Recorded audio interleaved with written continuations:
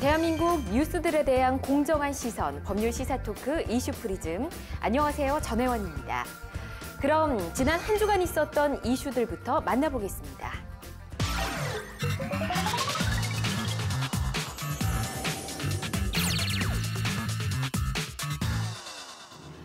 지난 16일 북한이 중거리 탄도미사일 화성 12형의 전력화를 선언했습니다. 북한이 계속된 미사일 도발을 통해 성능을 시험하던 중거리 탄도미사일 화성 12형을 실전 배치하는 전력화를 선언했습니다.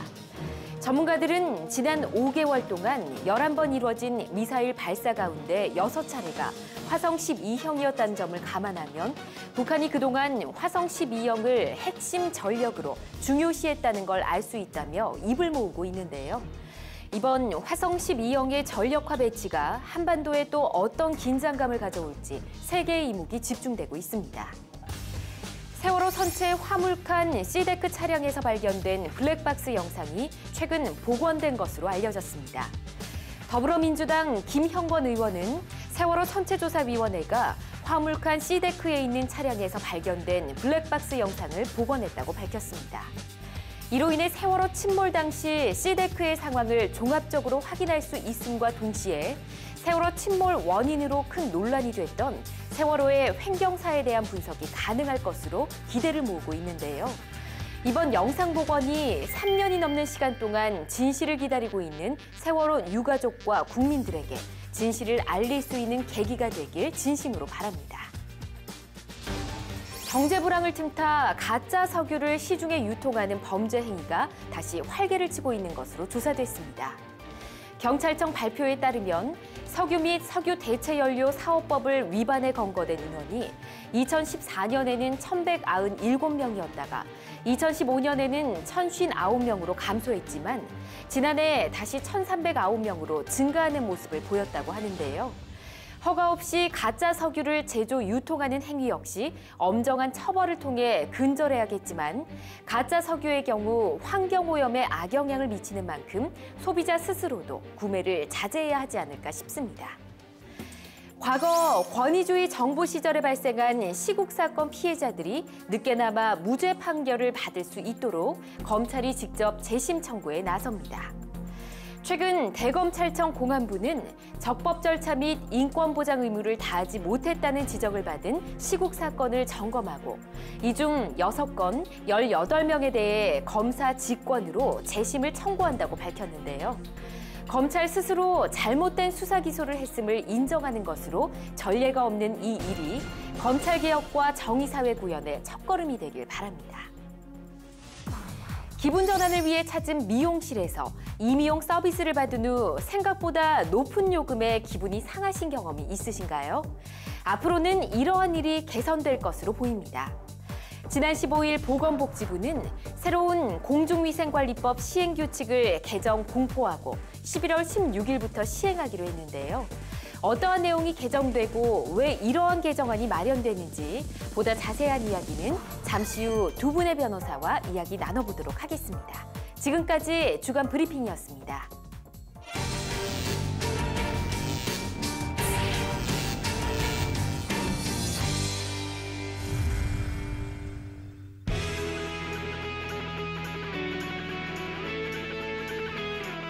네, 변호사 추격대 오늘도 대한민국의 이슈를 두 분의 변호사와 함께 쫓아가 보도록 하겠습니다. 두 분 어서 오십시오. 네, 반갑습니다. 네, 안녕하세요. 곽지영 변호사입니다.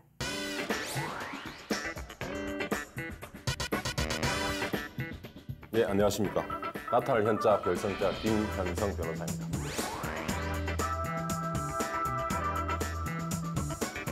네, 또 오랜만에 두 분과 함께하게 되네요. 오늘도 잘 부탁드리도록 하겠습니다. 예, 저도 잘 부탁드리겠습니다. 예, 먼저 올해 초였나요? 실제 있었던 약촌 오거리 사건에 대해 재심 과정을 다룬 재심이라는 영화가 화제가 됐었는데 주간 브리핑에서 이 비슷한 내용이 있었습니다. 검찰이 직접 재심을 청구한다라는 소식이 있었는데 김 변호사님이 어떤 내용인가요? 예, 아까 우리 주간 브리핑에서 잠시 나왔습니다만 최근에 대검의 공안부에서 그동안 수사 관행상 일어났던 적법 절차 위반이라든지 또는 인권 침해가 있는 사건에 대해서 재조사를 해서 재심을 청구하겠다는 것이죠. 그래서 최근에 6건에 대해서 18명에 대해서 아마 검사 직권으로 재심을 청구한다고 합니다. 검사 직권으로 재심을 청구한다. 네, 그렇습니다. 일단 사전적으로 보면 이게 다시 재판을 받는다라는 뜻이잖아요. 네. 법적으로 살펴보면 약간 의미가 다르지 않을까 싶은데요. 예, 그렇습니다. 일반적으로 우리가 사건을 하게 되면 1심, 2심, 3심 이렇게 신급 제도에 따라서 재판하지 않습니까? 네. 그때는 1심, 2심, 3심 가는 것은 사건이 확정되지 않은 것입니다. 그래서 대법원까지 마치고 나면 사건이 확정이 됩니다. 확정이 됐다는 것은 더 이상 다투지 못한다는 의미죠. 그래서 원칙적으로는 끝나는 겁니다. 완전히 종결되는 것인데 예외적으로 이제 그때 쓰였던 증거들이나 증인이 확정 판결에서 위조라든지 또는 위증으로 판결된 경우에는 이제 이 판결이 잘못된 거 아니겠습니까? 네. 그때 구제할 수 있는 절차를 두고 있는데 이것이 바로 재심이라는 것입니다. 그래서 법에 규정된 사유가 있을 때만 예외적으로 인정되는 제도입니다. 예외적으로 확정된 사건에 대해서 다시 청구를 하는 거네요. 예, 그렇습니다. 그렇다면 이 재심 뭐 아무 때나 신청이 가능한 건지 뭐 어떤 특정한 기간이 있나요? 네, 특정한 기간이 있는 것은 아닙니다. 네. 이제 이미 확정이 돼 있지 않습니까? 그런데 그 사이에 시간이 지나면서 잘못된 재판인 게 밝혀지는 경우, 그러니까 예를 들면 아까 말씀드린 대로 증인이나 증거가 위조가 됐다든지 또는 위증을 했다든지 하는 확정 판결이 나올 때 그때는 언제든지 청구할 수가 있습니다. 그래서 일단 재심 청구를 하게 되면 이제 예컨대 잘못된 재판을 바로잡는다는 그런 의미가 있죠. 그래서 재심 청구를 하게 되면 그것이 인용이 되면 재심 재판이 다시 열리게 되는 것입니다. 그렇군요. 근데 특별히 이번 검찰의 재심 청구는 뭐 전례가 없는 일이다 이런 말들이 계속 나오고 있더라고요. 예, 일반적으로 우리가 검사 그러면 범죄를 수사하고 또는 처벌하기 위한 기관 아니겠습니까? 그래서 이제 보통의 경우에 남을 처벌하는 겁니다. 그런데 이번에 본인 검찰 대검에서 이제 공안부에서 직접 스스로 재심 청구를 하겠다는 것은 그 동안에 남이 아닌 자기 자신 검찰 자신의 어떤 잘못 또는 수사 관행상의 인권 침해라든지 적법 절차 위반 등등 이런 잘못을 스스로 이제 찾아내고 인정하고 그것을 시정하겠다는 그런 의지로 보입니다. 그런 의미에서 굉장히 이례적이고 사실상 우리 사법계 역사상 최초라고 볼 수 있습니다. 그렇군요. 아주 큰 의미가 있는 것 같습니다. 우리가 뭐 법 앞에서 단 한 명도 억울한 사람이 없어야 한다라는 이야기를 많이 하잖아요. 예, 그렇습니다. 이번 재심으로 인해서 이 의미가 좀 살아났으면 좋겠다는 생각이 듭니다. 주간 브리핑에서 미용실 얘기가 또 있었어요. 올해 11월부터 요금을 미리 고지해야 된다라는 이야기가 있던데요. 곽 변호사님 설명 좀 부탁드릴게요. 예, 최근 보건복지부가 공중위생관리법 시행규칙 개정안을 공포했습니다. 그리고 이게 이제 11월 16일부터 시행된다고 밝혔어요. 이제 공중위생관리법이 다수인을 상대로 해서 위생관리 서비스를 제공하는 업을 말합니다. 예를 들면 뭐 숙박업이라든지 목욕 아니면 세탁, 이용, 미용 같은 거를 이제 규율하는 법률이에요. 그런데 아까 이제 말씀해주신 것처럼 이용이나 미용 서비스를 제공을 하면서 손님에게 최종적인 비용을 사전에 미리 서비스를 제공하기 전에 밝혀야 한다. 이런 내용을 담고 있습니다. 그렇군요. 뭐 여성분들 같은 경우는 미용실 한번 갔다가 뭐 두세 가지 시술하는 경우도 있고 그렇잖아요. 남자분들은 안 그러시는데 미용실 가면 주로 뭐 어떤 거 하세요? 예, 저는 뭐 주로 커트. 커트. 그래서 이제 이왕이면 좀 가격이 싼데 그러고 이제 통상 가격이 공개돼 있는 곳을 다닙니다. 뭐 두세 가지 이상 하는 경우는 거의 없으시죠? 거의 별로 없죠. 예. 네, 그렇죠. 근데 여자 같은 경우는 두세 가지 하다 보면 폭탄 요금을 받는 경우가 있어서 이에 대한 민원들이 제기가 되면서 이번 법 개정이 좀 추진이 된 것 같네요. 예, 맞습니다. 그래서 이번처럼 이용이나 미용 관련해서 사전에 요금 고지가 필요하다고 문제가 강력하게 대두된 게 이게 지난해 5월 청주에 있는 한 미용업소에서 있었던 일이 문제가 됐습니다. 그래서 장애인에게 서비스 요금을 사전에 전혀 고지하지도 않았는데 그냥 이제 머리를 해준 다음에 나중에 사후 이제 50만 원을 청구를 한 거죠. 그런데 어떻게 보면은 장애인이고 이러면 사전에 오히려 더 고지를 해주고 친절하게 설명을 해줘야 되는데 오히려 이걸 역이용해서 바가지 요금을 씌운 게 아닌가 이런 사람들의 굉장히 많은 공분이 일었던 것 같습니다. 그래서 이 사건을 계기로 좀 사람들의 관심이 갔고 그래서 이번에 시행규칙도 좀 개정이 된 게 아닌가라는 생각이 듭니다.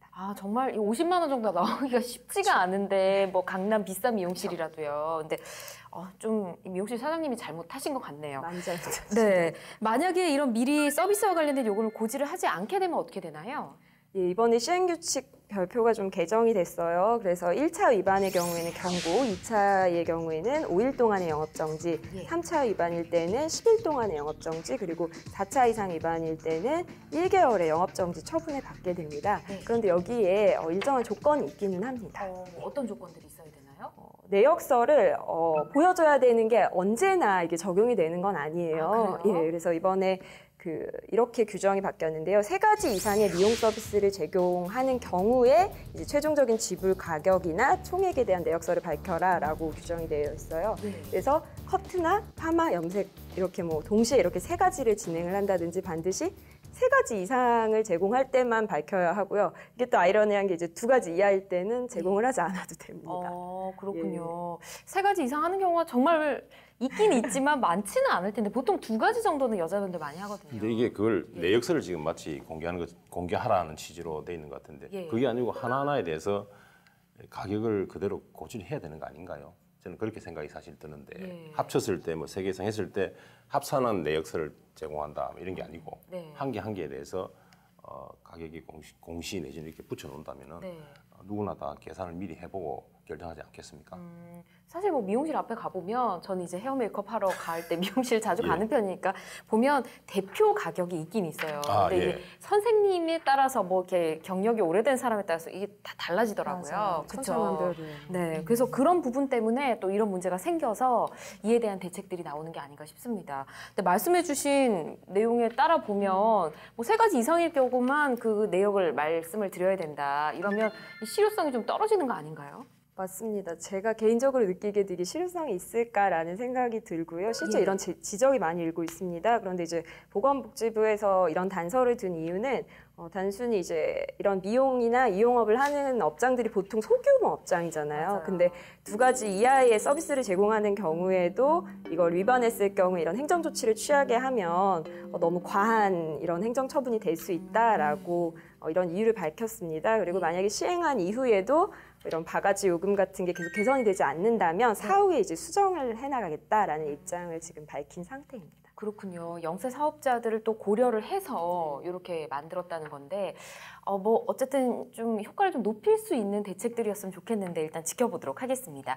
자, 주간 브리핑 내용 몇 가지 살펴봤고요. 이제 두 분의 변호사님이 가져온 이슈들 하나씩 추격해 보도록 하겠습니다. 먼저 김현성 변호사님 오늘 첫 번째 이슈 어떤 거 준비하셨는지요? 예, 오늘 제가 가져온 주제는요.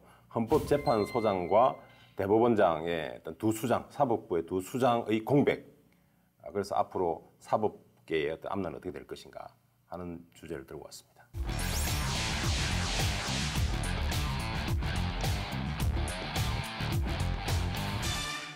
네, 헌재소장, 대법원장, 사법부의 두 수장에 대한 이야기를 지금 주제로 가지고 오셨는데 먼저 김희수 헌재소장 후보자의 국회 임명 동의안 부결 사태 이 이야기부터 좀 해봐야 될 것 같습니다. 문재인 정부 출범 초창기에 후보자로 임명이 되긴 했었는데 일단 인사청문회는 거쳤지만 임명 동의안을 받지 못하는 상황이잖아요. 그래서 오랫동안 그 기간이 길어져서 별명이 생겼대요. 잊혀진 남자. 어떻게 이런 안타까운 별명이 생길 수가 있는지. 근데 뭐 김희수 헌재소장 후보자에 대한 임명 동의안 처리가 있었는데 결국은 부결이 됐습니다. 그렇죠? 예, 그렇습니다. 청와대나 여당에서도 아마 이게 통과될 것으로는 생각했던 것 같아요. 그래서 이게 부결될 거는 전혀 생각을 못한 것 같습니다. 그래서 굉장히 우리 언론에서도 나타났다시피 청와대나 여당이 굉장히 이제 당혹해했죠. 임명 동의안이 부결이 되면서 이제 국민들은 또 궁금해집니다. 뭐 그 전에 뭐 결사 반대 의견이 있다가도 임명이 되는 사람이 있고 임명이 될 것 같다가도 결국에는 안 되는 사람도 있잖아요. 예, 그렇습니다. 뭐 어떤 기준들이 있는 건가요? 그렇습니다. 우리 이제 헌법과 이제 인사청문회법이 있죠. 거기에 보면 이제 일정한 고위직 공무원의 경우에는 국회에 일단 청문회를 거쳐도 돼 있고, 그럼 예컨대 국회 청문회는 어디서 하느냐면 국회의 상임위원회에서 합니다. 해당 상임위에서 해가지고 청문회를 거치고, 그다음에 이제 청문 보고서를 뭐 채택하든지 안 하든지 그건 상임위원회에서 결정하게 되겠죠. 그 이후에 이제 청문 그 보고서를 토대로 해서 이제 본회의에 임명 동의안을 임명 동의안이 제출되면 거기에 이제 표결을 거치게 되죠. 그러면 이 표결을 거치는 직위가 있고 그렇지 않은 직위가 있고 그렇습니다. 이렇다는 건가요? 그게 이제 헌법과 우리 인사청문회법에 나와 있는데 주로 이제 헌법에 규정되어 있는 어떤 조항들에 따르면은 헌법재판소 소장, 그리고 대법원장, 국무총리와 감사원장, 그리고 대법관 대법관 이제 전원입니다. 예. 그다음에 국회에서 선출하는 헌법재판관 중에서 국회 선출하는 헌법재판관이 있습니다. 예. 그 이제 3명인데 거기. 그다음에 중앙선거관리위원 위원 9명이죠. 예. 그렇게 이런 경우에는 국회의 임명 동의안을 통과를 해야 됩니다. 예. 국회 임명 동의가 있어야만 임명이 가능한 것이죠. 뭐 말씀해주신 내용 보니까 주로 사법부와 뭐 그렇습니다. 내지는 뭐 공정한 선거를 위한 그런 직위에는 이 동의안이 그렇습니다. 필요하네요. 이것이 사실은 이제 우리 헌법 규정에 나와 있는 것이기 때문에 예. 우리 국가 조직에 이제 근간을 이루고 있는 어떤 조직들입니다. 그 기관의 경우에는 국회의 동의를 얻도록 그렇게 되어 있습니다. 그렇군요. 그럼 반대로 표결이 필요 없는 직위도 분명 있을 것 같거든요. 네, 맞습니다. 아까 김 변호사님이 잘 말씀해 주셨지만 이제 헌법 104조랑 111조에 보면요. 대법원장과 헌법재판소장 같은 경우에는 국회의 동의를 얻어서 대통령이 임명하도록 규정이 되어 있습니다. 예. 근데 이런 규정이 없는 나머지 이제 행정각부의 장 같은 경우에는 이제 헌법 94조에 보면은 국무위원들 중에서 단순히 이제 국무총리가 이제 제청을 했을 때 대통령이 임명하는 구조로 되어 있어요. 그래서 네. 국회 동의를 얻으라는 그런 명시적인 문구가 없죠. 그래서 방송통신위원회 위원장, 또 국가정보원장, 국세청장, 검찰총장, 또 경찰총장 같은 경우에는 인사청문 경과보고서를 채택하고 또 인사청문회를 열기는 합니다. 네. 하지만 이런 국회 임명 동의안이라든지 본회의의 표결이 조건이 되지는 않습니다. 그렇군요. 그래서 뭐 이번 정부 초기에 강경화 외교부 장관 반대가 굉장히 많았었는데 결국 임명이 됐었잖아요. 네, 맞습니다. 비슷한 얘기인 거죠? 예. 하지만 이제 반대로 지금 헌법재판소장 김희수 헌법재판관 같은 경우에는 국회 표결이 이제 반드시 필요하기 때문에 네. 이게 부결이 나니까 자연스럽게 이제 임명이 되지 않은 겁니다. 그렇군요. 그렇다면 김 변호사님 국회에서 이 임명 동의안이 통과가 되려면 예. 어떤 또 조건들이 많이 까다롭나요? 예, 그렇습니다. 국회 본회의를 통과해야 되지 않습니까? 예. 그 인사에 대한 임명 동의안 같은 경우에는 국회 재적 의원 예. 과반수가 출석해야 되고 그 출석 의원의 과반수가 이제 찬성을 해줘야 됩니다. 네. 동의를 해줘야 되는데 예컨대 이렇습니다. 우리 재적 의원 수가 지금 299명이죠. 299명, 예. 299명의 과반수는 몇 명이겠습니까? 149에서 150 예, 정도? 그렇게 되는데. 예, 150은 받아야겠네요. 그렇죠. 예. 150명 이상이 지금 출석을 해야 되는 것입니다. 네. 그런데 이번에 김희수 헌법재판소장 후보자죠. 예. 에 대한 임명 동의안 경우에는 293명이 표결에 참가했거든요. 예, 거의 다 참석을 하셨네요. 그렇습니다. 그래서 이제 가반수 출석은 됐고 예. 문제는 출석 의원 중에 가반수가 동의를 해야 돼요. 네. 투표 결과를 보니까 찬성이 145표, 반대가 또 145표, 네. 기권이 한 표, 무효가 2표가 나왔습니다. 아. 그러면 반대나 기권 무효는 의미가 없고요. 예. 문제는 찬성표가 몇 표냐가 중요한 겁니다. 과반수 출석 그렇습니다. 의원의 과반수를 넘어요. 그렇습니다. 그러니까 293명의 과반수는 몇 명일까요? 147명이죠. 146.5명이죠, 원래. 6.5명이니까? 근데 사람을 네. 반으로 쪼갤 수 없기 때문에 네. 147명이 되는 것입니다. 네. 그래서 147명이 돼야 되는데 145표가 나왔기 때문에 네. 결국 2표가 부족해서 임명 동의안이 부결된 것이죠. 김희수 후보자 같은 경우 이 표결 결과가 찬성과 반대가 같은 숫자인데 기권 한 표, 무효 2표라는 수치가 나왔잖아요. 이 세 예. 분한테 좀 원망을 하지 않을까라는 개인적인 생각을 좀 해봤고요. 지금 의견들이 국민의당 의원 뭐 18명에서 20명 가까이가 반대표를 던진 것으로 보인다라는 의견들이 굉장히 많습니다. 근데 이 결과가 이번 다가오는 김명수 대법원장 후보자에게도 영향을 미치지 않을까 싶거든요. 이번에도 캐스팅 보트를 진 우리 국민의당에 따라서 결과가 달라질까요? 예, 지금 대체적으로 우리 이제 정치권에서 그렇게 보고 있는 것 같습니다. 네. 근데 예를 들면 좀 보면 이렇습니다. 민주당의 경우에는 지난번 김희수 재판관에 대해서 부결당한 경험이 있기 때문에 네. 이번에는 무조건 임명 동의안을 좀 통과시켜야 되겠다라는 입장을 가지고 있는 것 같고, 그다음 반대로 자유한국당의 경우에는 이번에도 무조건 낙마시켜야 된다라는 생각을 가지고 있는 것 같고요. 그렇군요. 그런데 이제 문제는 바른정당도 마찬가지입니다. 바른정당은 좀 스탠스가 다릅니다. 예. 이제 상권 분립의 한 축인 대부분을 이끌 수 있다라는 확신을 주지 못했다. 그래서 조금 의견은 부정적인 다르네요. 부정적인 뉘앙스를 가지고 있는 게 지금 또 사실입니다. 예. 그러다 보니 결국은 어떠한 입장도 밝히고 있지 않는 국민의당의 결국 이제 투표에 따라 가지고 예. 이번에도 임명동의 통과될 것인지 아니면 부결될 것인지 이렇게 예상을 하고 있는 것입니다. 그렇군요. 자, 그렇다면 국민의당 현재 입장은 어떨까? 곽 변호사님 정리해 주시죠. 예, 국민의당은 현재 이제 김명수 대법원장 후보자에 대해서 이제 구체적으로 찬성이라든지 반대라든지 예. 이런 의견을 내놓지는 않고 있습니다. 다만 이제 국민의당의 어떤 역할론, 또 지지도, 또 이미지 제고 이런 쪽에 좀 더 힘을 쏟고 있는 것 같습니다. 예. 국민의당의 송금주 대변인이 실제로 밝힌 바에 따르면 네. 김명수 대법원장 후보자의 인사청문 보고서 채택이라든지 아니면 본회의 상정을 위해서 최선을 다하겠다.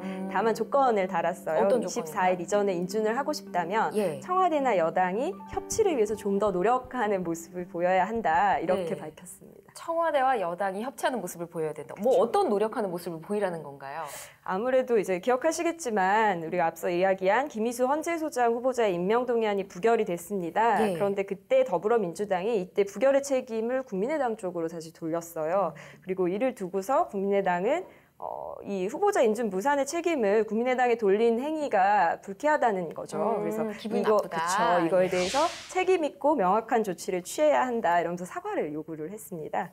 그렇기 때문에 이런 더불어민주당 지도부의 사과를 받는 과정을 통해서 어떤 국민의당의 입지를 더욱더 확고히 하려는 이런 정치적인 의도가 있지 않나라고 보입니다. 예, 실제로 최근 이제 국민의당 안철수 대표는 당론 없이 투표를 각자의 자유를 맡기겠다라고 지금 얘기를 했죠. 네. 제가 볼 때는 국민의당이 살짝 고민이 좀 되는 것 같습니다. 왜냐하면 이번에 헌재 소장의 임명 동의안이 부결된 이후에 예. 약간 보수층으로부터 약간 지지율이 조금 상승을 했어요. 반면에 이제 지지 기반이라고 할 수 있는 호남에서는 또 조금 책임을 묻는 막 그런 조금 그 여론이 있었지 않습니까? 그러다 보니까 이게 어떤 스탠스를 취해야 될지 좀 고민선인 것 같습니다. 그리고 실제로 이제 국민의당 이제 핵심 관계자 중에 한 사람들은 이렇게 얘기를 하기도 하죠. 정부 여당이 또 지난번처럼 헌재 소장 임명 동의안 예컨대 부결됐을 때 그 책임을 국민의당이 물었지 않습니까? 이번에도 혹시 부결되면 또 우리한테 묻지 않을까라는 그런 생각이 있는 것 같고요. 그리고 또 실제로는 아마 국민의당 내부의 의원들 사이에서는 아마 찬반의 어떤 비율이 반반 정도 되는 것으로 그렇게 알려져 있습니다. 그렇군요. 자, 그럼 이쯤에서 묻고 싶은 게 그 국회가 인사청문회를 열고 또 임명 동의안을 거치는 것이 그만큼 그 중요한 자리에 그 일을 할 적합한 인물이 임명이 되는가 이게 핵심이잖아요. 그렇다면 우리가 대법원장으로서 김명수 후보자에 대한 검증 어떻게 되고 있는지 궁금합니다. 예, 김명수 후보자에 대해서 이제 자유한국당은 지금 반대를 하고 있지 않습니까? 그 이유가 그렇습니다. 이제 이 김명수 후보자가 법원 내에 굉장히 진보적인 성향을 가진 어떤 모임이 단체? 있었습니다. 모임, 예, 학술 모임이 있었는데 그게 흔히 말하는 우리법 연구회였습니다. 지금은 그것이 이제 해산되고 예. 국제인권법 연구회가 또 있습니다. 있는데 이 우리법 연구회와 국제인권법 연구회에 두 군데 모임에 모두 회장을 했어요. 이 김명수 회장이 그 회장 출신입니다. 예. 그러다 보니까 이제 이 단체를 우리 이제 조금 강하게 표현하시는 분들은 법원 내의 사법부 내 하나회다. 라는 표현까지 하고 그래요? 있습니다. 그런 정도로 이제 근데 이념적 편향성이 있다. 예. 이제 그런 말씀이죠. 그래서 이런 경우에는 절대로 우리 대법원장이 될 수 없다라는 그런 입장을 가지고 있는 것 같고요. 그다음에 이제 또 보수 정당이면서도 바른정당 조금 다릅니다. 예. 바른정당이 조금 부정적인 어떤 여론을 가지고 있는 인식을 하고 있는 이유는 그렇습니다.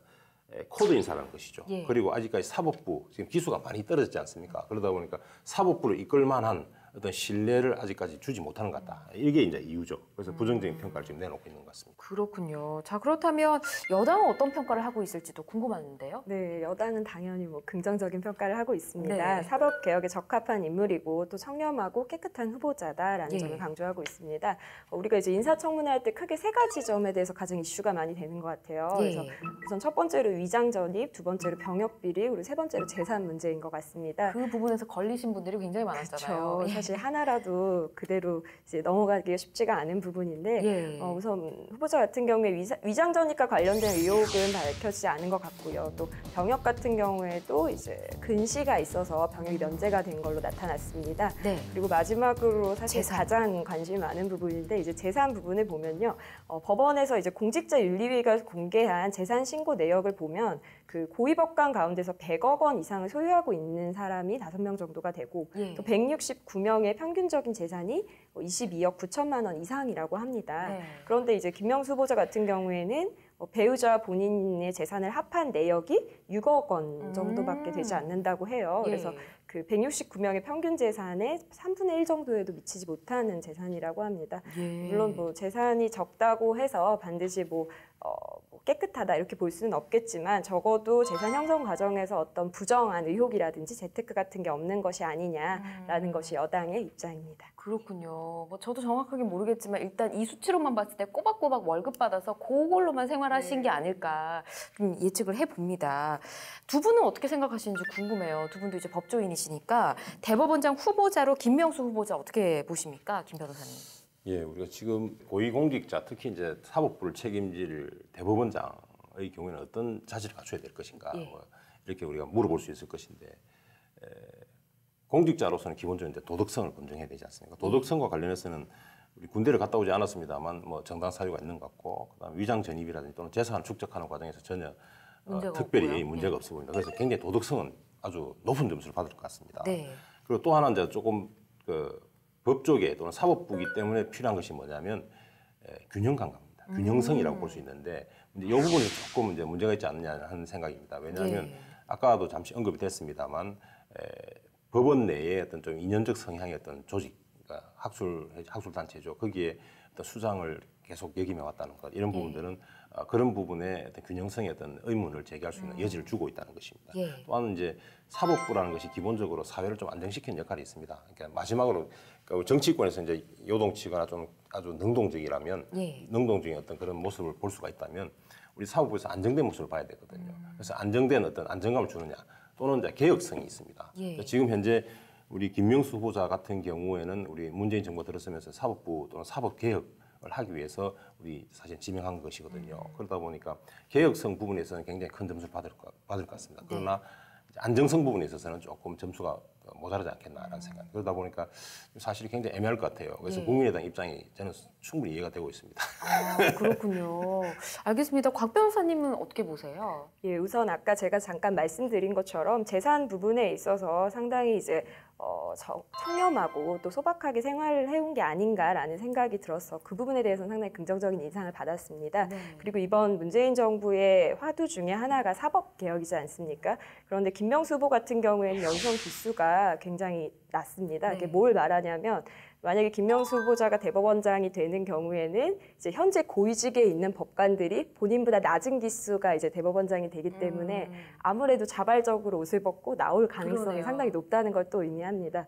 그렇게 되면 이제 문재인 정부가 이제 화두로 삼고 있고 개혁의 과제로 삼고 있는 사법개혁도 자연스럽게 이루어지는 것이 아닌가라는 생각이 들기도 합니다. 그래서 저는 사실 대법원장 후보자로 바람직하지 않나라고 개인적으로 생각하고 있습니다. 그렇군요. 두 분 의견이 다 너무 쏙쏙 이해가 돼서 저 같아도 고민이 많이 될 것 같다는 생각이 들고요.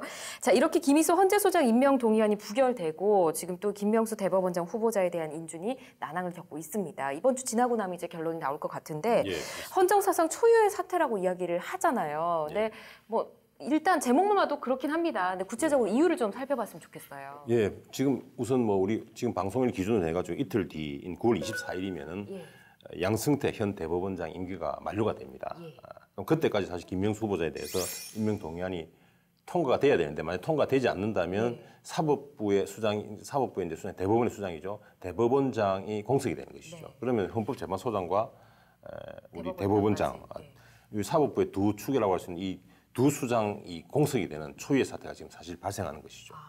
그럼 원리적인 해석 말고 또 뭐 다른 깊은 이유도 있을까요? 예, 그렇습니다. 이게 사실은 또 헌법재판소장이라든지 이런 경우 임명 동의안이 국회 통과되지 않는 경우가 흔한 일은 아닙니다. 우리 역사상 보더라도. 그래서 우리 역사상 보더라도 그렇습니다. 2006년도에 노무현 정부 때죠. 전효숙 후보자가 이제 낙마한 적이 있고요. 그리고 2013년 박근혜 정부 때입니다. 이동흡 후보자가 또 낙마한 적이 있죠. 그래서 이번에 이제 김인수 재판관은 사실 세 번째죠.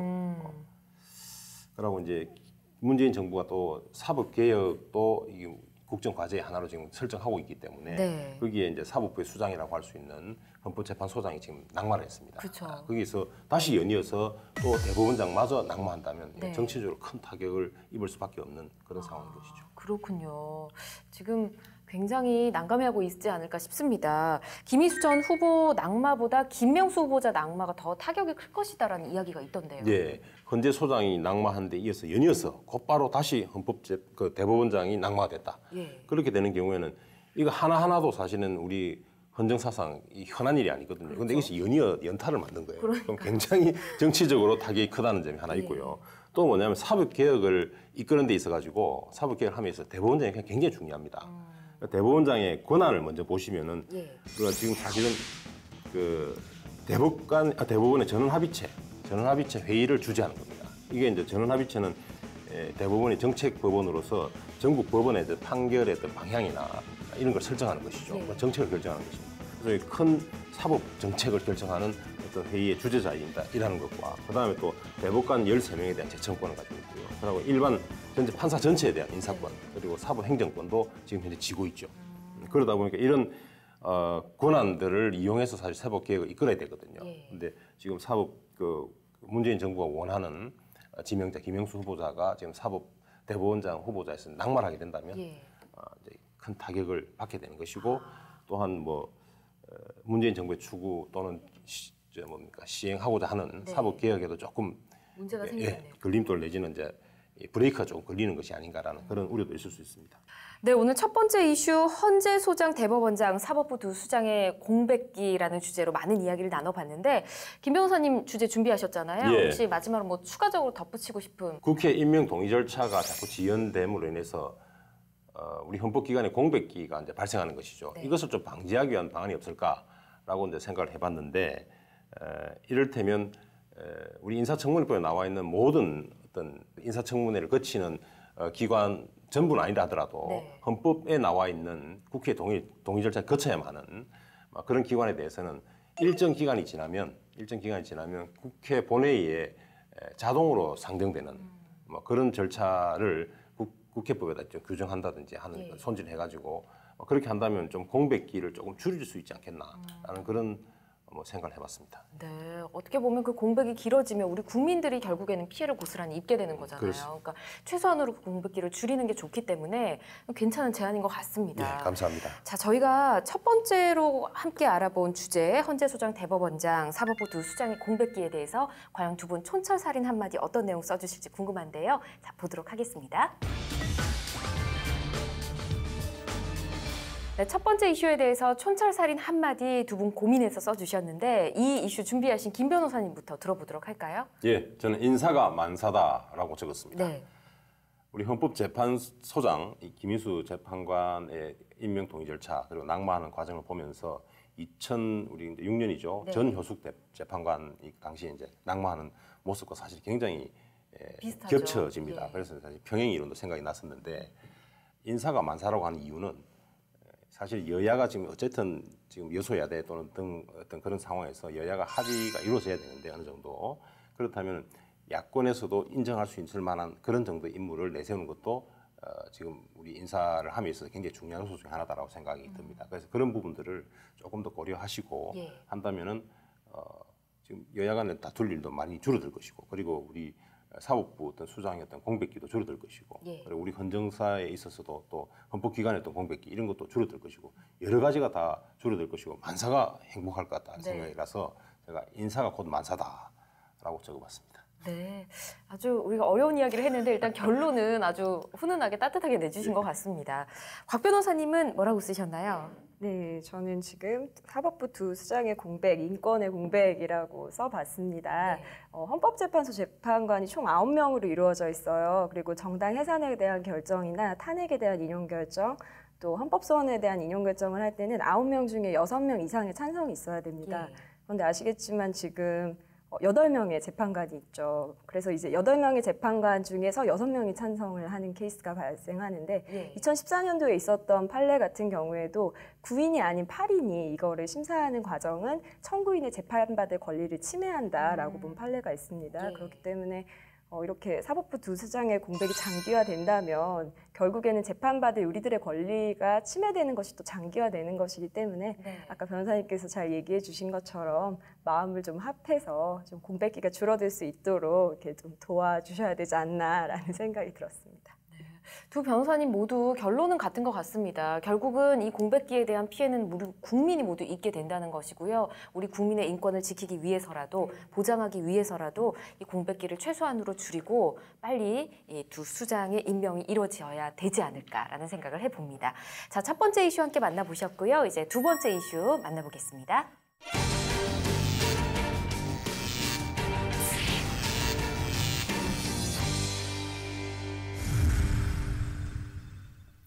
네, 변호사 추격대 이제 두 번째 이슈 만나보도록 하겠습니다. 이번에는 곽정 변호사님 준비하셨죠? 예, 제가 준비한 이슈는 문재인 정부 몰카와의 전쟁 선포입니다.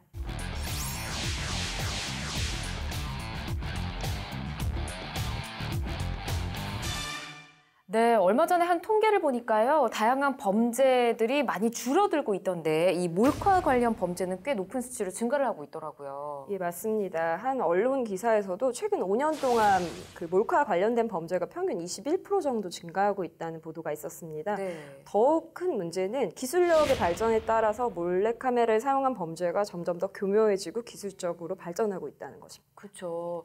지금 말씀해 주신 뭐 저희가 수치로 지금 살펴봤다고 말씀드렸지만 이게 뭐 신고를 하지 않는 사례도 더 많고요. 왜냐하면 몰래 찍히니까. 그리고 모르고 당하는 사례 다 합하면 굉장히 많은 수치가 되지 않을까 싶은데 몰카 범죄 지금 기술 발달로 인해서 어떤 유형으로 좀 발전되고 있어요?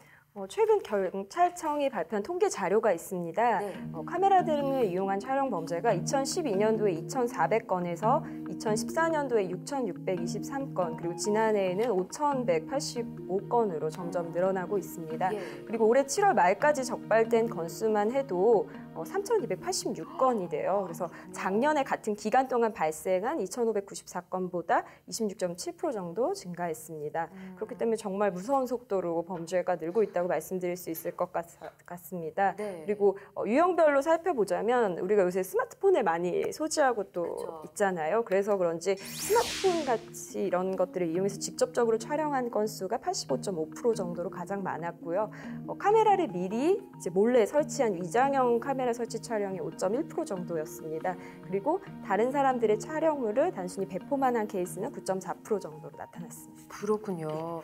그래서 이런 몰카 범죄가 끊이지 않아서 아까 말씀해 주신 대로 이제 이번 정부가 몰카와의 전쟁을 선포를 한 거죠. 예, 지금 정부가 이런 몰카 범죄에 대해서 심각성을 상당히 구체적으로 인식하고 있는 것 같습니다. 그래서 지난 8월 29일 문재인 대통령이 직접 이제 몰래카메라 범죄에 대해서 강력한 법적 대응 또한 피해 구제를 위한 고강도의 대책을 마련하라라고 지시를 했습니다. 네. 지시가 있기 전인 한 8월 8일 정도에도 몰카 범죄에 대해서 처벌 강화를 해야 하고 피해자 보호를 위해서 특단의 조치가 필요하다라고 언급을 했습니다. 그래서 앞으로 또 더 다양한 정책이라든지 또 대책들이 나오지 않을까라고 기대해 볼 수 있을 것 같습니다. 그렇군요. 그래서 이제 최근 문재인 정부가 내년도 예산에 이 몰카 범죄에 대한 예산과 정책을 내놨다고 하더라고요. 디지털 성범죄 원스톱 지원이라는 겁니다. 그래서 여성가족부가 내년도에 예산 한 7억 4천만 원 정도를 투입해서 정책을 실시하는데 구체적인 내용이 이제 그런 디지털 범죄에 대한 삭제 비용을 지원하고 추후에도 이것들이 혹시 재유통되고 있는지를 지속적으로 감시한다라는 내용을 담고 있습니다. 그렇군요. 몰카 범죄가 뭐 단순히 사진을 찍는 게 아니고 뭐 연인 사이에 헤어진 연인 사이에 동영상을 찍어서 나중에 유포를 한다든지 이런 것도 굉장히 심각하게 문제가 되고 있더라고요. 근데 뭐 이 영상을 삭제하는데 또 비용이 만만치 않다면서요? 실제로 언론에 보도되는 사례를 보더라도 그렇고 실무에서 일어나는 것들도 그렇고 삭제하는 데 상당히 골머리를 썩게 됩니다. 네. 어떤 여성분이 이제 전 연인과 이제 성관계 동영상이 인터넷에 떠도는 걸 알게 됐습니다. 그래서 회사를 그만둘 정도로 엄청난 이제 정신적인 고통을 겪었고요. 네. 그런데 이걸 삭제하는 비용으로 매달 150만 원씩 6개월 동안 900만 원을 들여서 거의 1,000만 원 가까이 드는 거예요. 그래서 삭제 조치를 했는데 문제는 이제 다 삭제가 됐는 줄 알았는데 또 다시 영상이 발견되고 하다 보니까 이제 피해자들의 입장에서는 이걸 개인적인 비용으로 부담하기엔 사실 너무도 큰 손실이 발생을 하는 거죠. 그렇기 때문에 이제 정부에서 직접 비용을 지원해서 이런 삭제 비용이라든지 감시 조치를 한다는 건 상당히 좀 의미가 있다고 생각이 듭니다. 그렇겠네요. 근데 뭐 이런 경제적인 지원도 필요하겠지만 정신적인 충격이 또 만만치가 않잖아요. 이에 대한 지원도 좀 있어야 되지 않을까 싶습니다. 그리고 이렇게 동영상을 유포하는 것 외에도 사진을 합성해서 아까 유포하는 그런 조사 결과도 있었는데 이런 것들도 문제가 되고 있고 유형이 점점 다양화되는 것 같아요. 김 변호사님, 이 몰카 범죄 점점 지능화되고 있다고 해도 과언이 아닐 것 같은데. 예, 그런 것 같습니다. 네. 최근 뭐 기사나 경찰청에 접수된 몰카 범죄를 보면 굉장히 다양합니다. 네. 최근에 이제 드론이 좀 이게 취미 활동 많이 날리는 하지 띄워서 않습니까? 찍는 거예요. 예. 이 드론을 가지고 또 몰카에 사용하는 사람도 있어요. 그래서 최근에 이제 원룸촌을 중심으로 해서 예. 몰카 문제를 드론을 통해서 이렇게 촬영한 뭐 그런 경우가 늘고 있다고 합니다. 그래서 대전에서는 실제로 이러한 범죄에 대응해서 훈련도 하고 있다고 합니다. 드론은 생각도 그렇습니다. 못했네요. 아니 무슨 촬영을 하면서 아니 높은 층에 있으신 분들은 높다는 이유만으로 좀 편하게 입고 옷이나 복장들을 할 수가 있는데 이건 뭐 그렇습니다. 드론을 생각하면 그렇게 있으면 안 되겠다는 생각이 듭니다. 이게 기술 발전이 꼭 좋은 건 아니네요, 변호사님. 예, 그리고 또 뭐 그 외에도 또 있습니다. 우리 뭐 지하철 같은 데서 몰카 이런 거 많이 이제 하지 않습니까? 네. 그런 게 많이 있는데 그 외에도 사실은 또 얼마 전에 이런 일도 있었습니다. 여성의 어떤 신체를 이제 몰카한 거죠. 몰래 촬영한 사진들을 갖다가 홈페이지에 올려놓고 네.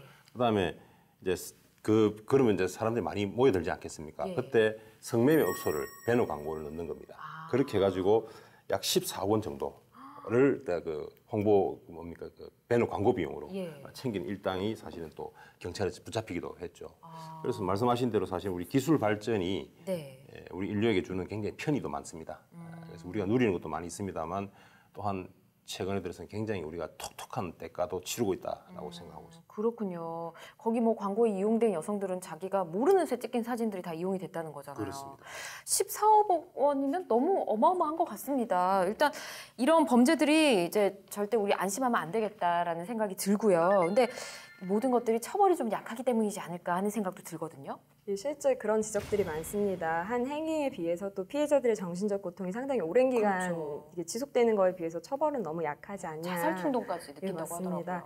하더라고요. 지금 관련된 법률이 성폭력 범죄의 처벌 등에 관한 특례법입니다. 24조에 따르면 몰래카메라를 촬영하고 또 유포하는 사람 같은 경우에 5년 이하의 징역 또 1,000만 원 이하의 벌금에 처해지게 됩니다. 그런데 이제 실제로는 이렇게 강도 높은 처벌이 이루어질 것처럼 규정은 되어 있지만 정작 10명 중에 7명 정도는 벌금이라든지 집행유예를 받는 수준에 그치고 있습니다.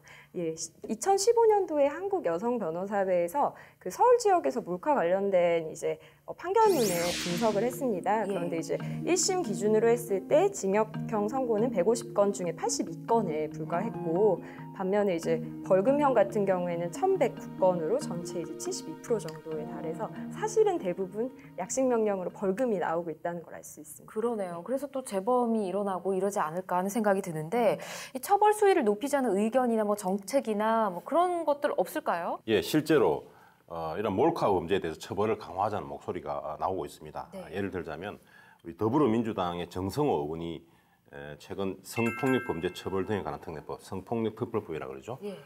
요 개정안을 지금 내놨습니다.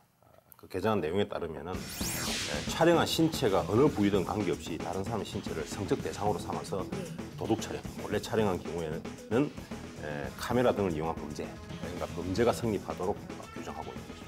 그럼 현재는 뭐 좀 다른가요? 뭐 이게 신체 부위에 따라서 그렇습니다. 기준이 좀 달라요? 현재는 신체 부위가 좀 한정돼 있어요. 그래서 뭐냐면 가슴이나 엉덩이 등 성적 상징성이 이제 확연한 부위, 이 부위를 사진 찍은 경우에만 촬영한 경우에만 이제 범죄를 할 수 있는데 지금은 그걸 이제 확대한 것이죠. 그래서 어떤 부위든 관계없이 성적 대상으로 해서 이제 도찰한 경우의 다 처벌하게 되는 것이죠. 그래서 이때 촬영 행위를 하면 법정형을 3년 이하의 징역 또는 3,000만 원 이하의 벌금, 그리고 유포하지 않습니까? 형이 더 강합니다. 법정형이 5년 이하의 징역 그리고 5,000만 원 이하의 벌금에 처하도록 그렇게 강화하는 쪽으로 이제 개정안이 지금 제출돼 있습니다. 그렇군요. 지금 뭐 몰카 삭제 관련한 내용은 뭐 이렇게 정부에서 추진을 하고 있다라고 얘기를 했는데 이 처벌을 강화하는 법 개정은 없을까요? 예, 뭐 전혀 없는 건 아니죠. 최근에는 이제 휴가철 되기 전입니다. 휴가철 시작하는 무렵에 7월 18일이죠. 그때 정부가 국무회의에서 화학적 거세 대상, 이제 그동안에 이제 아동, 청소년, 강간 등의 어떤 살인죄 또는 살인치사죄, 강도 강간죄 이런 범죄자들에 대해서 이런 범죄자에 대해서만 화학적 거세를 했는데 이번에 이제 몰카범을 추가하는 그런 일부 개정안을 이제 법률의 일부 개정안을 지금 의결을 했죠. 그렇군요. 그래서 그렇다고 해서 뭐 몰카범이라서 무조건 다 화학적 거세가 되는 것은 아닙니다. 그래서 이런 범죄를 저지른 사람 중에서도 성도착증 환자이고 또 재범의 위험성이 있다는 것이 입증이 돼야 됩니다. 네. 만약 이렇게 입증이 되면 법원이나 또는 법무부의 결정에 따라서 최장 15년까지 약물 치료를 받도록 그렇게 했습니다. 네, 반드시 필요한 법 개정인 것 같습니다. 자, 해외에서는 몰카 범죄 처벌 수위가 어느 정도 될까요? 기본적으로 미국 같은 경우에는 이런 몰래카메라 촬영에 이용될 수 있는 초소형 카메라 같은 경우에는 전문가 또는 허가받은 사람에게만 판매하도록 일단 1차적인 규제를 하고 있습니다. 네. 그리고 우리가 흔히들 들어서 아시겠지만 이제 성범죄와 관련해서 처벌 기준 자체가 굉장히 다릅니다. 간단히 좀 예를 들어서 말씀을 드리면 네. 그 2015년도에 미국 플로리다에서 데이비드 홀이라는 사람이 7살 여아를 성폭행한 사건이 있었습니다. 네. 근데 이 사건에서 이제 선고받은 형이 징역 825년이었습니다. 825년? 그렇죠. 그런데 속 이제 시원하네요. 비슷한 사건인데요. 우리나라에서도 이제 조두순 사건이 있었죠. 그렇죠, 유명하죠. 2008년도 12월에 8살 여아를 이제 성폭행한 사건이었는데 이때 조두순 씨는 징역 12년을 선고받았습니다. 그래서 상당히 너무 이제 짧은데요. 법정형 자체가 네. 굉장히 차이가 나고 선고된 형도 굉장한 차이가 난다는 걸 알 수 있습니다. 그렇군요. 우리나라 처벌 수위가 약하긴 약한 것 같습니다. 뭔가 법이나 제도적으로 보완해야 될 점 분명히 있을 것 같은데 두 분 법조인으로서 어떤 의견 좀 제시해 주시면 좋을 것 같아요. 곽 변호사님 먼저 들어볼까요? 아까 변호사님이 얘기해 주신 것처럼 지금 현재 이게 특정한 부위를 촬영을 해야지만 성폭력 범죄 처벌 등의 특례법으로 처벌이 되고 있습니다. 현재 그렇잖아요. 그렇죠. 예. 그래서 스키니진 있죠. 예. 여성들이 입는 쫙 타이트한 붙는 바지요. 청바지 스키니진을 입은 여성의 하체를 44번 촬영한 남성 같은 경우에 그래서 무죄가 나왔어요. 그 이유가 바지를 입고 있었고 다리 부분이기 때문에 그것이 네네. 어떤 성적 욕망이나 수치심을 유발할 수 있는 사례가 되게 어렵다라는 취지였고요. 또 실제로 지하철역에서 이제 여성의 치마 내부를 촬영하고 이런 케이스들도 뭐 초범이거나 반성하고 있다는 취지로 선고 유예가 그러니까 실제로는 벌금형이지만 그 선고를 유예하겠다 해서 사실상 형사처벌을 받지 않는 네. 그런 사례들도 많이 발생하고 있습니다. 그렇기 때문에 아까 개정안 같은 경우에는 이 부위가 문제가 아니고 어떤 촬영자의 의도가 사실 중요하다고 보기 때문에 조금 네. 더 처벌이 강화될 수 있지 않을까라는 생각이 들고 또 법에 한 가지 맹점이 있는 게 이런 영상을 업로드하고 배포하는 사람은 분명히 처벌하는 기준이 있는데 예. 이거를 다운로드 받고 구매하는 매수자에 대한 처벌 규정은 또 없어요. 안 되죠. 근데 이게 또 당연히. 안타까운 게 사실 이런 영상을 몰래카메라 영상을 누군가 구입하기 때문에 사실 또 이게 만들어지는 거잖아요, 아까도 계속해서. 14억 정도의 범죄 수익이 있었다고 예. 말씀하신 것처럼 이걸 다운로드 받는 거에 대해서도 어느 정도 이게 반복된다면 좀 규제 조치가 필요하지 않나라는 생각도 해봤습니다. 맞아요. 반드시 필요할 것 같습니다. 김현성 변호사님도 할 말 많으시죠? 예, 사실 좀 더 근원적으로 우리가 이제 이게 성범죄라든지 이제 성에 관한 어떤 교육과 문화, 교육이 이제 좀 더 어릴 때부터 좀 잘 이루어져야 되겠고, 예. 그래서 그것이 문화로 정착이 돼야 되는 것이지 이게 처벌을 계속 강화한다고 해서 이게 없어질 것 같지는 않아요. 왜냐하면 우리 핸드폰 같은 경우 지금 그 촬영할 때 찰칵 소리가 나지 않습니까? 예. 근데 우리 국내 이제 휴대폰 그런데 아마 아이폰 같은 경우는 소리가 아마 없을 겁니다. 해외 휴대폰은 소리가 그렇죠. 안 나더라고요. 그러니까 그런 해외 휴대폰을 쓰는 사람들 내지는 이제 해외 이제 예컨대 뭐 아이폰이 미국이라 치면 예. 미국 사람들은 이제 몰카를 찍지 예. 않느냐라는 그럴 수 있잖아요. 그러니까 그게 문제가 되지 않거나 또는 예. 그렇다는 얘기거든요. 그래서 그거를 보면 특히 우리나라 사람들이 특별히 몰카를 많이 찍는지 이제 그렇게 볼 수도 있는 거예요. 그렇겠네요. 그렇죠. 그래서 그렇다면 아니 좀 더 이게- 예민하고 예, 우리가 그렇다면 사실은 이제 이게 사진 찍을 때 찰칵 소리 나는 것도 있고 그다음 예. 동영상 같은 촬영할 때도 지금 소리가 뭐 처음에만 나는데 예. 소리가 중간중간에 예를 들면 5초 단위로 소리가 계속 난다든지 아. 뭔가 그런 형태로 다시 조금 더 이렇게 주변에 있는 사람들 알 수 있도록 예. 그렇게 함으로써 이제 범죄가 좀 예방되거나 중간에 중단될 수 있도록 하는 그런 조치를 좀 취하는 것도 필요할 것 같고요. 예. 뭐 근원적으로는 결국은 우리 성에 대한 또 성범죄에 대한 어떤 교육이 이제 훨씬 더 강화해야 된다. 예. 그래서 그것이 문화로 정착돼야 되는 것이 더 큰 과제라고 생각합니다. 네, 더 성숙한 의식이 필요할 것 같다라는 생각이 듭니다. 자, 문재인 정부 몰카와의 전쟁 선포라는 주제로 두 번째 이슈 이야기 나눠봤고요. 촌철살인 한마디 어떤 내용 써주실지 궁금합니다. 자, 써주십시오. 네, 몰카와의 전쟁 촌철살인 한마디 이번엔 곽 변호사님 먼저 봐야겠죠? 네, 저는 몰래카메라 아웃이라고 아웃. 썼습니다. 네. 우리 아웃 되게 많이 외쳤는데 네.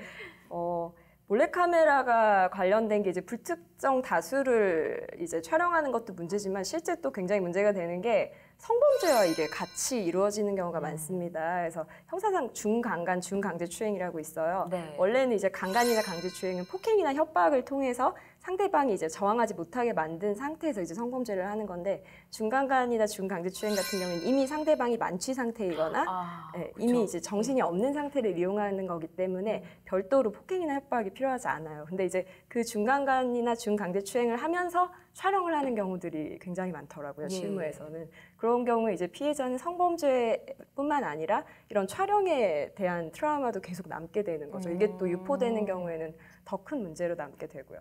제가 최근에 그리고 수영장을 다녀왔어요. 용인에 있는 굉장히 큰 수영장 있잖아요. 근데 거기에서 또 최근에 그 300명 정도가 있는 여성 샤워실을 또 몰래카메라로 촬영을 해서 몇 년 전에 또 문제가 됐던 일이 있었어요. 근데 이번 이제 씻으면서 자꾸 주변을 의식하게 되는 거죠. 괜히 신경 쓰이고요. 혹시 카메라가 있지는 않을까.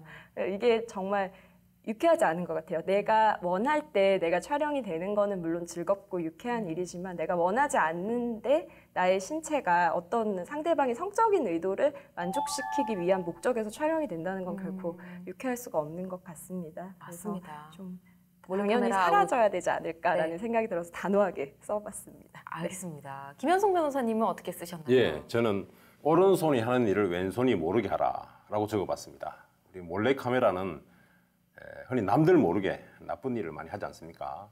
하는 경우가 아니겠습니까? 그런데 사실 오른손이 하는 일을 왼손이 모르게 하라라고 말은 일반적으로 좋은 일을 남몰래 할 때, 또 선행을 남몰래 베풀 때 쓰는 말입니다. 그래서 몰래카메라처럼 나쁜 일을 남몰래 하지 말고 좀 좋은 일 남몰래 좀 하자라는 취지에서 오른손이 하는 일을 왼손이 모르게 하라라고 적어봤습니다. 좋은 일을 더 많이 하라는 의미로 저희가 해석하면 되겠죠? 예, 그렇습니다. 알겠습니다. 두 분 말씀을 종합을 해보니까 이 카메라라는 게 저는 이런 생각이 들더라고요.